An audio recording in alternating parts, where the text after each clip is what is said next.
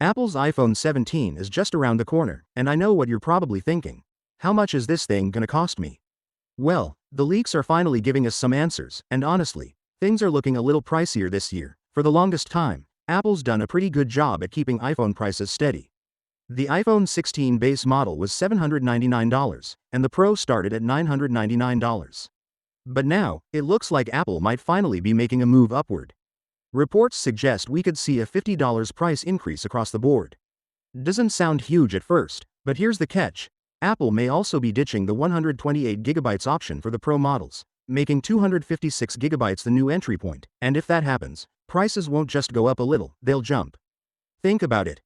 When Apple pulled this trick with the iPhone 15 Pro Max, the price instantly went from $1,099 to $1,199 because the smaller storage option disappeared.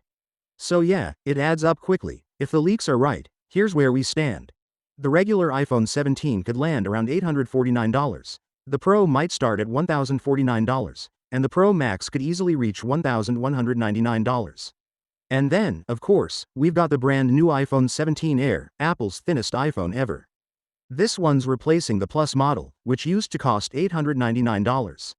With the rumored $50 bump, the Air could hit $949. But some insiders think it might push past $1,000 because of its slim, premium design. Now, here's the part that stings a little. While Apple seems ready to raise prices, Samsung didn't do that with the Galaxy S23. Google also looks set to keep Pixel 10 pricing mostly the same. So, in a way, Apple's the odd one out here, but, and this is a big but, Apple isn't just raising prices for no reason. The base iPhone 17 is finally getting a 120Hz display, which means everything you do on it will feel smoother.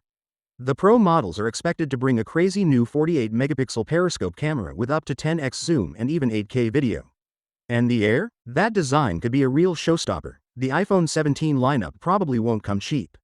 But when you look at the upgrades, it's not just a price hike, it's Apple raising the bar once again. Finally, what are your thoughts about it?